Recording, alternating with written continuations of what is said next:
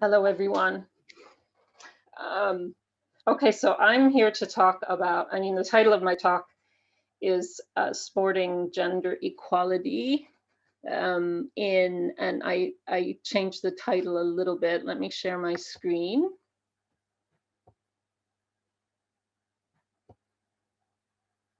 Okay, right.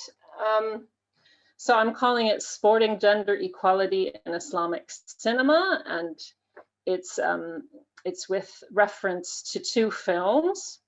Thoughts on Jafar Panahi's Offside, which was made in Iran and came out in 2006, and Haifa al-Mansour's Wajda, which is a film from Saudi Arabia that came out in 2012. And the reason why I'm presenting about these two films in particular is because I taught them very recently in a module called Films of Asia, Africa, and the Middle East, which is convened by my colleague Dana Healy, and I was asked to contribute 2 sessions on Middle Eastern cinema.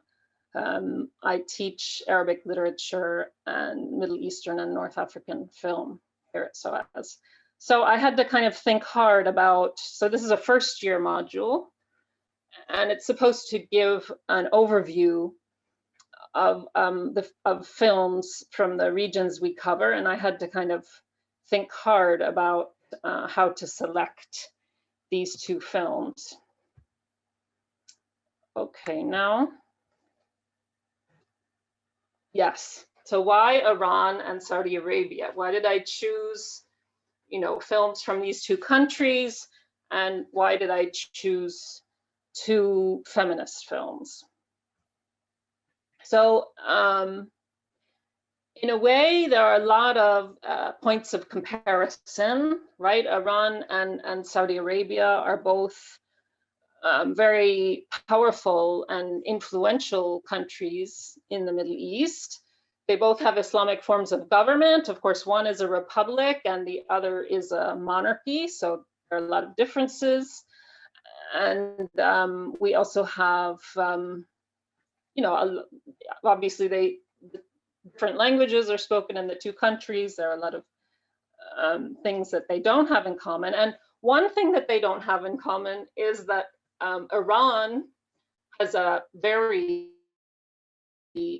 successsul cinematic industry, and it has since about the mid-1980s. So after, it has a cinema industry that dates back to before the 1979 Islamic Revolution. However, after the revolution, this sort of new genre of Iranian film came out, which was very, very successful internationally on what we sometimes refer to as the festival circuit. So Iran has this, incredible tradition of cinema. And Saudi Arabia, on the other hand, has hardly any cinematic tradition at all. So Saudi Arabia had,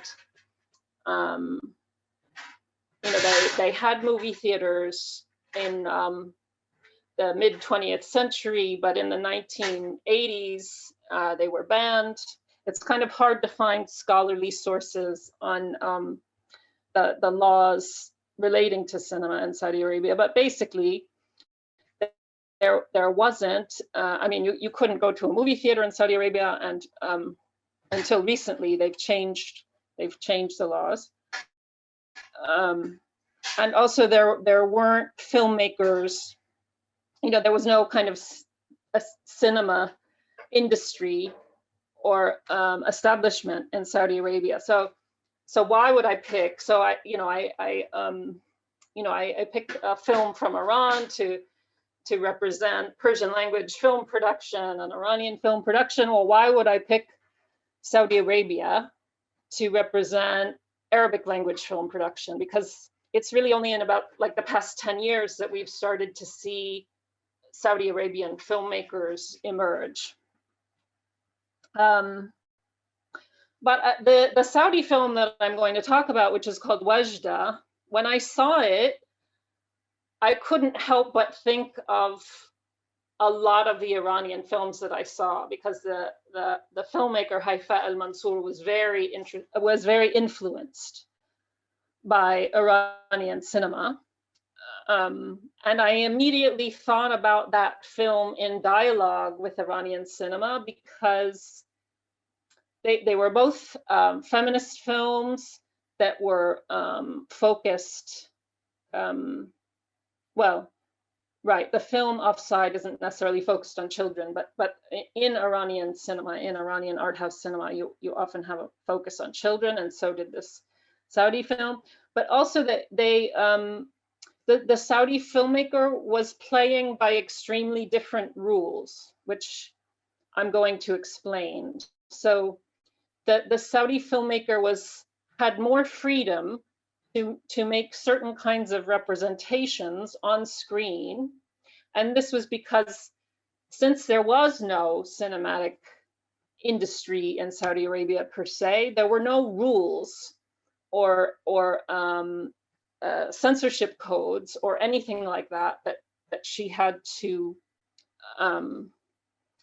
that she had to negotiate. So right, so when I taught the films, I wanted to compare how the filmmakers circumvented the various obstacles that they faced, while they were trying to make these feminist films.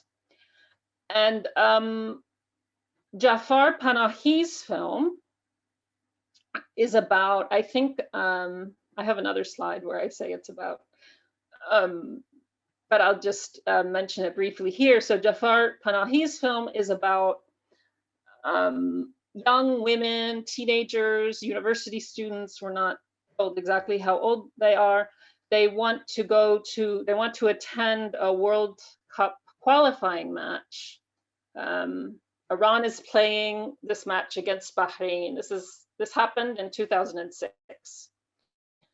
So it's about this group of young women who want to attend the football match, but they're not allowed, because women aren't allowed into football matches for reasons that are touched upon in the film, but which don't sort of make much sense. But if you're interested in watching this film, I think it's available on YouTube temporarily. You might want to search for it. Right, so it's about their struggle to go in and watch the match, and they're all discovered by the guards, and they're kind of put behind this gate, and they're not allowed to enter the center of the stadium, or enter the stadium at all, and watch the match. But they're kind of kept together outside the stadium walls, and they watch their guards who are looking at the match, and they're hearing the noises of the spectators reacting to what's going on in the game. And then so that's the Iranian film, and Jafar Panahi is a male director. Haifa al-Mansour is a female director. Again, this is a Saudi film, and it's about a girl, I think she's 10 or 11, and she wants a bike. And a lot of people don't want her to get a bike. Her mother doesn't want her to get a bike. The headmistress at her school, there are all these people in society, all of whom happen to be women, who don't want her to have a bike. A lot of the male characters are happy for her to have a bike, but the female characters feel like it's inappropriate somehow. So this is sort of the premise of Wajda. Right, so So Iran, because it has this very, successful and rich cinematic tradition, and because um, I guess you could say that the government wants filmmakers to subscribe to certain codes of modesty, and these codes of modesty are kind of regulated by law. So while he's making his film, he has to, if he wants to represent things in a certain way, he has to make sure that everything he represents is adhering to these modesty codes. And a woman director would have to adhere to the same modesty codes as a male director, right? But I make the point that a woman director wouldn't have any more restrictions imposed upon her than a male director, because that's what Al-Mansour, so Al-Mansour is a female director. There are no, modesty codes pertaining to cinema regulated in law. So she doesn't really have to deal directly with issues of censorship, but there are kind of restrictions on the way she, as a director, can move around and negotiate space. And if you read interviews with her in the press, she talks about how she had to direct the film, like a lot of the film that was set in outdoor locations, she had to direct from the back of a van, or she had to use walkie-talkies to communicate with some of the actors. So to me, it was just sort of really interesting that they had these, these different kinds of restrictions that they were playing with, and because they had different kinds of restrictions, they had very different outcomes. So that, but that they still had these links, that there's still feminist films, there's still films drawing attention to women's lack of access to sport, right? So Offside was set immediately before, during, and after this football match that I already mentioned. It's set in what is very close to real time. A lot of it was filmed during the match that's represented in the film, right? And then supposedly Jafar Panahi, like the filmmakers in Iran have to submit scripts for approval before they're allowed to shoot them. Supposedly Jafar Panahi submitted a fake script about young men attending a football match so he could get permission, and he also used a digital camera so he could make the film without people necessarily noticing that he was doing it. Right, and he put it under someone else's name, and he made it very quickly in 39 days. Right, so Wajda, right, it's about a girl on the verge of adolescence who wants to have a bike, and it touches on a lot of different social issues. So it talks about, in terms of women's issues, it talks about segregation and seclusion, and the right to drive, which women have recently been granted in Saudi Arabia. It talks about the male guardianship system and questions surrounding polygamy. It deals a little bit with matters of sexuality and with migrant labor. And I want to point out that while the film is very critical of the laws and customs of Saudi Arabia, it should not be seen as a film that's portraying Saudi Arabia in a negative light. It's not an anti-Saudi film. It received sponsorship from Rotana, which is a media group partly owned by a Saudi prince. And yeah, and the same goes for Panahi, although he's criticizing certain laws that affect women in Iran. You know, like they're, you know, both of these films are, you know, positive cultural representation. So then I just thought we could end by looking at one of the last shots in the movie Wajda. And we see Wajda riding her bike.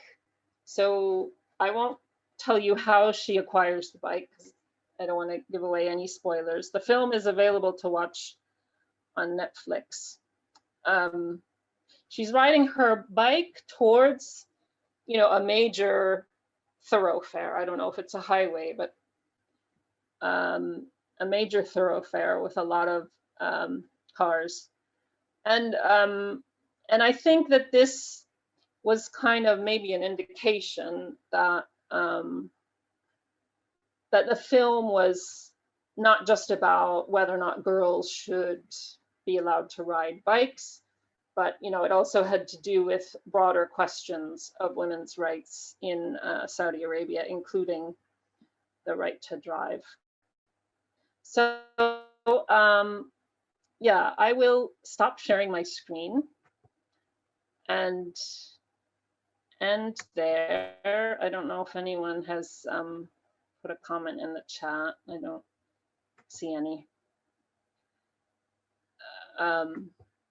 Yeah, so if anyone has any questions or comments, I don't know if we want to take those now or if we should take those after Nancy speaks. What do you think, Katie? If anybody has any questions, just pop them into the chat.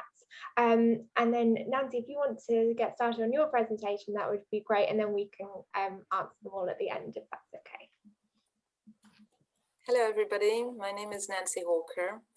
I teach history of the Israel-Palestine conflict at SOAS. I teach a course on Jerusalem, and I teach also a course on Zionism.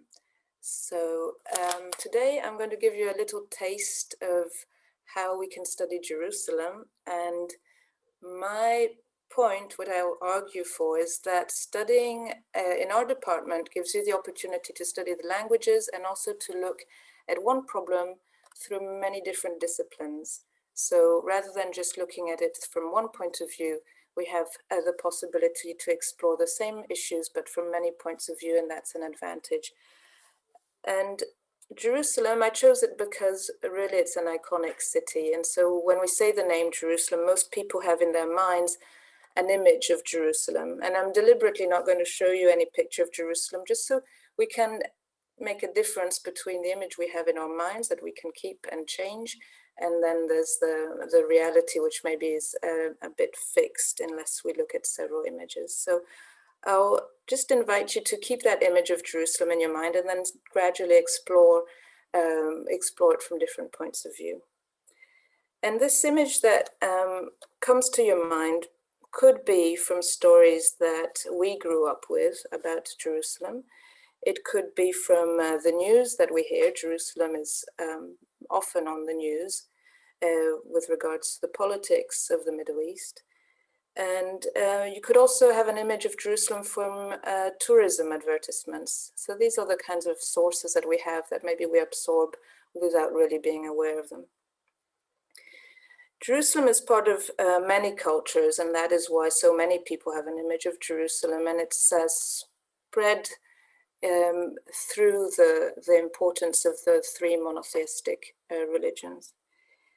But it also has its significance from its location geographically at the crossroads of civilizations and historical empires, let's call them maybe, and also waves of migration that passed through the Middle East, and also its place on trade routes, ancient trade routes that moved perfume and silk and other commodities along the routes between Egypt, Anatolia, Mesopotamia, and then Europe and further into Asia.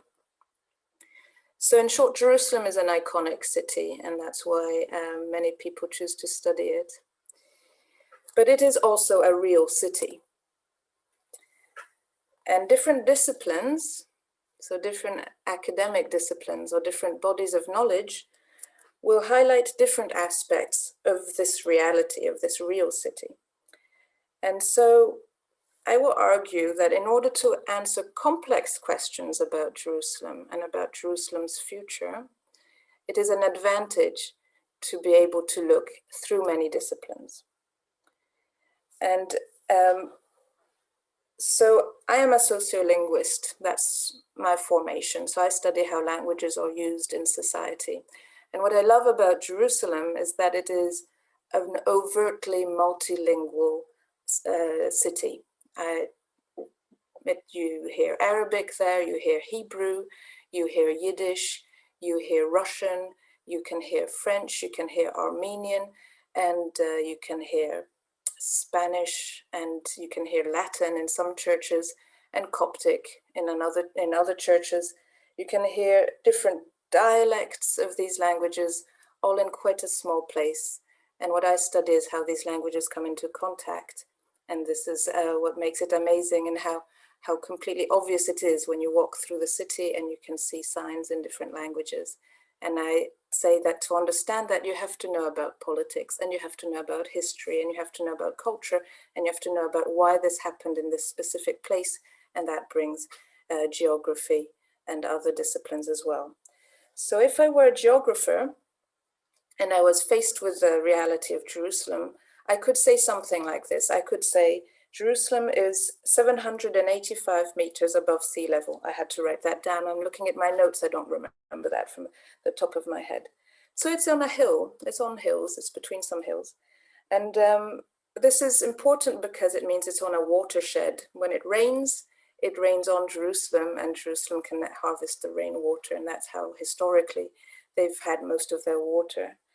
And also it is near Jericho, which is 427 meters below sea level. And again, if you had the trade route that used to run between Jerusalem and Jericho, and there's still there's a road there, a major highway, you'd go from way above sea level down to the lowest place on earth, on dry land. And then if I were a climate scientist, I'd look again at Jerusalem and I'd say, yes, the average rainfall there is 477 millimeters per year, which is not much less than London, actually. So even though we can see that it's maybe on the border of a desert and Mediterranean climate, it has quite a lot of rainfall. But of course, a lot less than Tokyo, which has 1,530 millimeters. So it is quite a dry place. And the average temperature is 17 degrees Celsius, and it's getting hotter. So a climate scientist would say, what are we going to do about global warming in Jerusalem? It will get very, very hot there. It's getting hotter faster than the global average. And again, to answer this completely, you might need more than just being a climate scientist. You'd have to see what impact it has on the societies there. A lot of people study it from the point of view of political science. Will existing conflicts become worse because of global warming? So that's one thing that maybe we can explore from an interdisciplinary point of view. And maybe an anthropologist would then say, let's go and study those societies that around Jerusalem maybe don't use that much water, and so they can conserve water, and we can learn from them on how to cope and be resilient in the face of climate change. So you can see I'm really pushing this interdisciplinary point of view. A geologist would say Jerusalem is built on limestone. So maybe some of you have an image of Jerusalem, and you have an image of this white or cream colored or pinkish stone, which is typical of Jerusalem. It's in fact called the Jerusalem stone, and it's one of the exports from that region. It's a kind of limestone.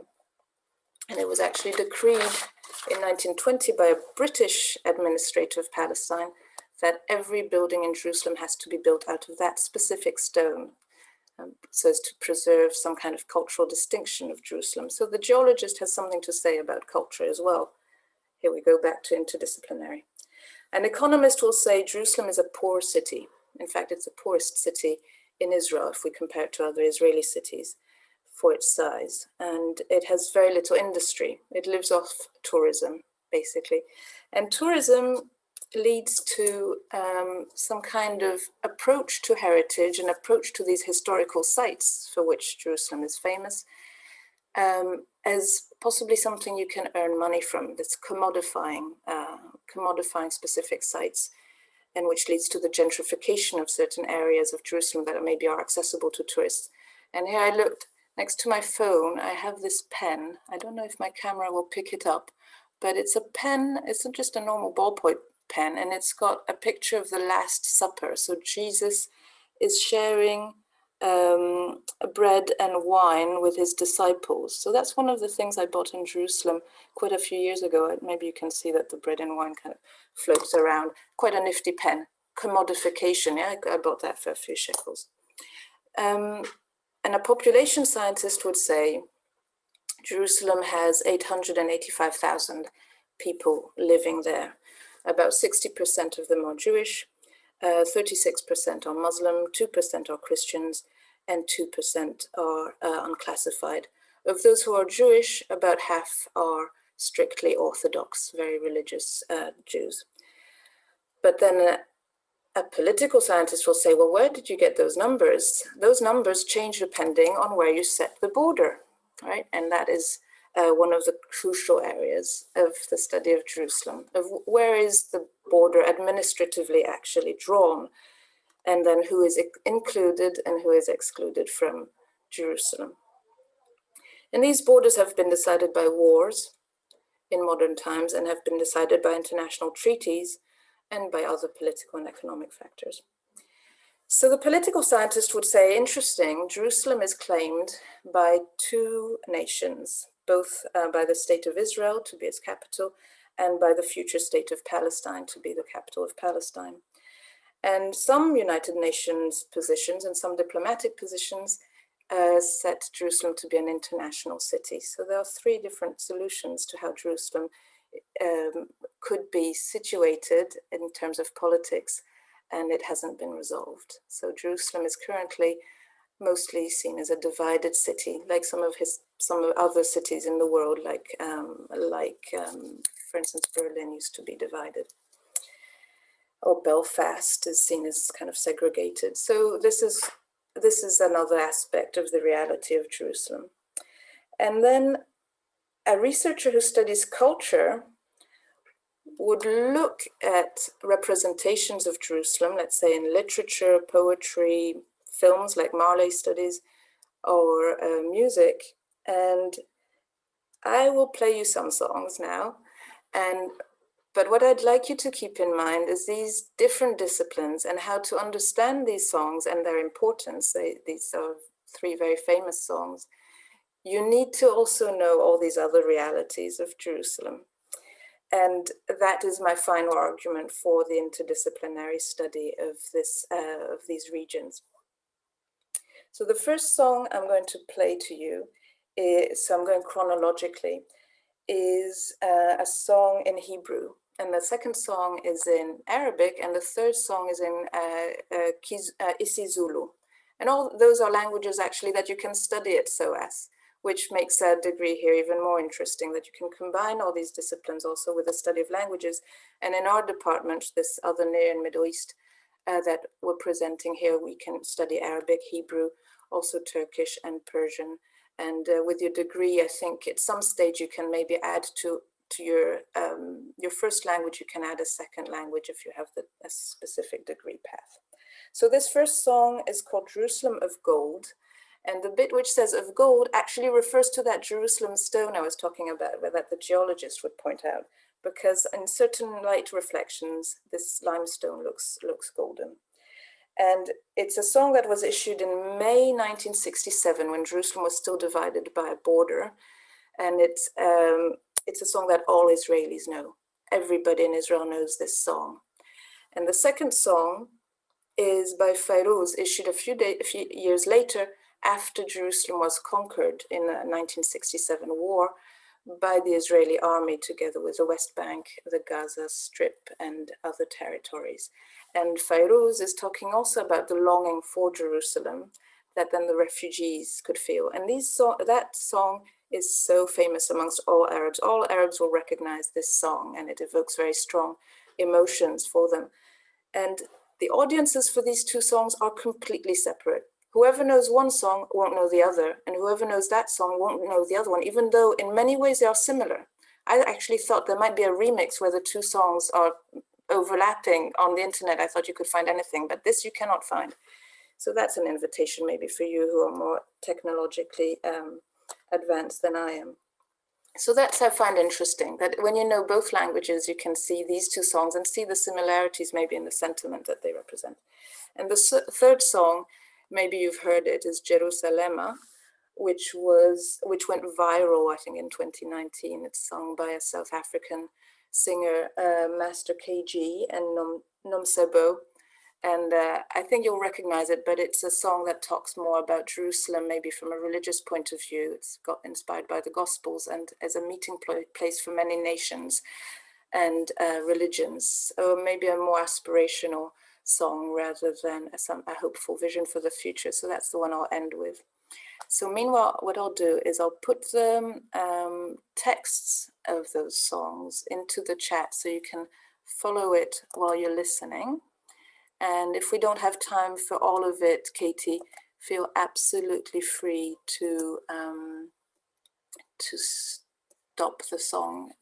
We don't have to listen till the end, but maybe people can then look it up. Okay, so sharing.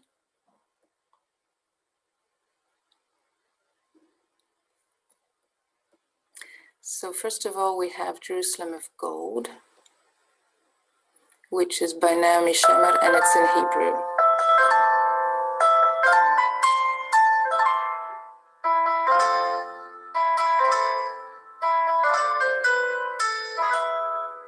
אוויר הרים צלול כיין, וריח אורני, נישא ברוח הארבעים ממקום פעמונים. תרדמת אילן ואבן, שבויה בחלומה, העיר אשר בדד יושבת ובליבה חומה. ירושלים של זהב ושל נחושת ושל אור, הלא לכל שירייך הינו. ירושלים של זהב ושל נחושת ושל אור, הלא לכל שירייך הינו. אך בבואי היום לשיר לך ולך לקשור כתרים, קטונתי מצעיר בנייך ומאחרון המשוררים. כשמך צורבת השפתיים כנשיקת שרף, אם אשכחך ירושלים אשר כולה זהב. ירושלים אשר זהב ושל נחושת ושל אור, הלא לכל שירייך הינו. ירושלים של זהב ושל נחושת ושל אור, הלא לכל שירייך אני כינור.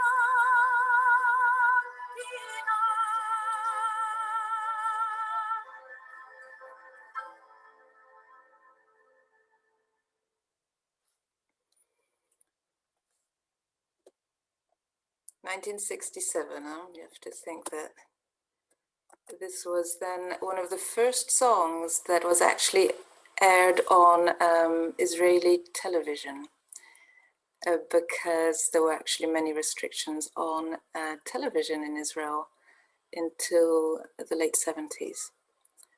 So let me post now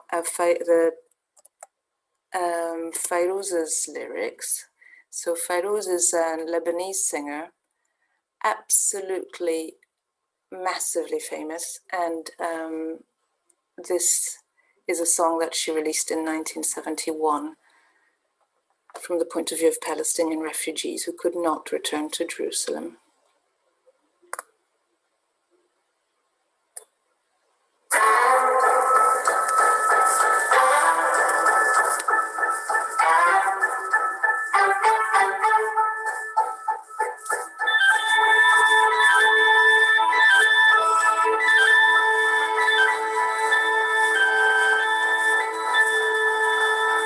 والرايد بالشوارع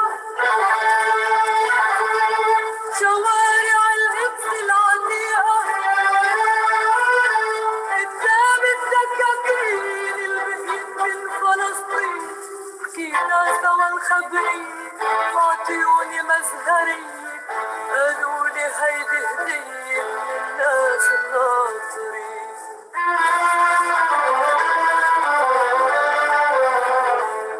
ومشيت بالشوارع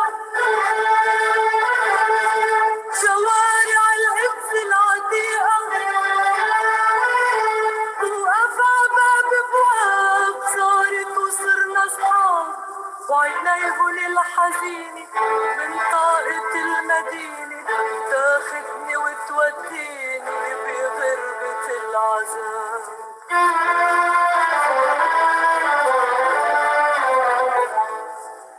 كان في أرض وكان في إيدين عم بتعمر تحت الشمس وتحت الريح وصار في بيوت وصار في شبابيك عم بتسهل صار في ولاد وبإيديهن في كتاب وبلاقي الكل ولاد سال الحقل بفيت البيوت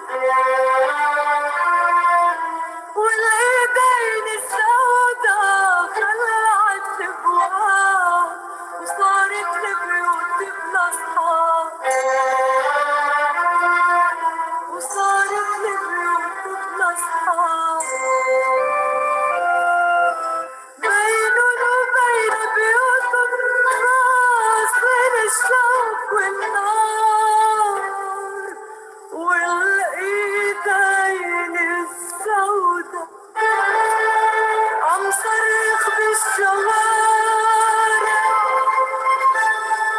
شوارع القدس العتيقة خلي الغني يطير عواصف وهدير يا صوتي ضلك طاير زوبع بهالضماير خبرهن عاللي صاير بلكي بيوعى الضمير يا صوتي ضلك طاير زوبع بهالضماير خبرهن عاللي صاير بلكي بيوعى الضمير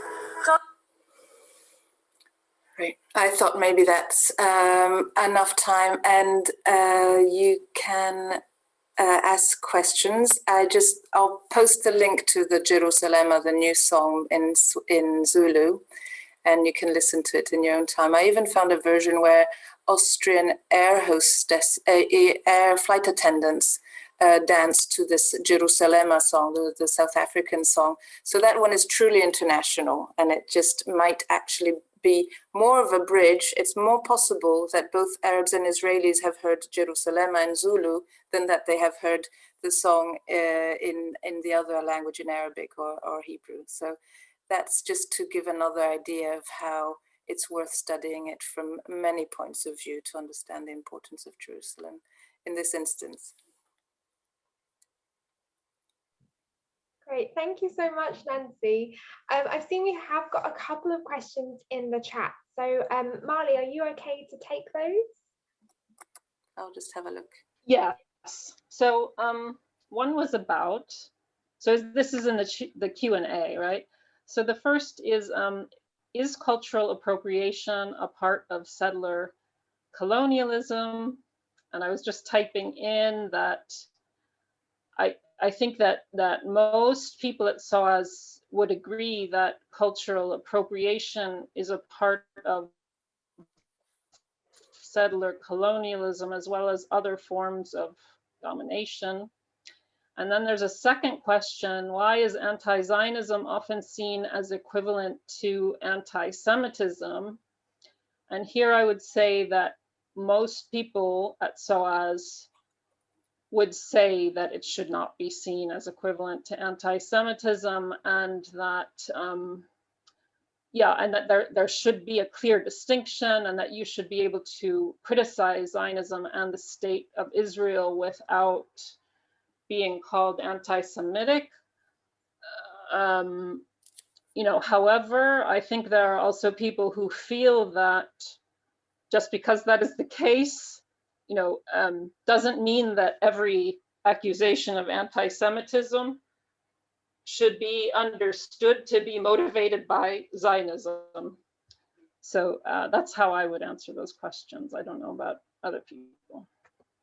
Great, thank you so much, Marley. If no one has anything to add, I think we are actually up until our last moment. So so I'd just like to thank you all for coming, and thank you so much to Nancy and Marley for speaking. If you guys have any questions at all once you've left the webinar, you can of course email us, or there's a form on our website where you can ask any questions. So thank you so much, everybody, and take care.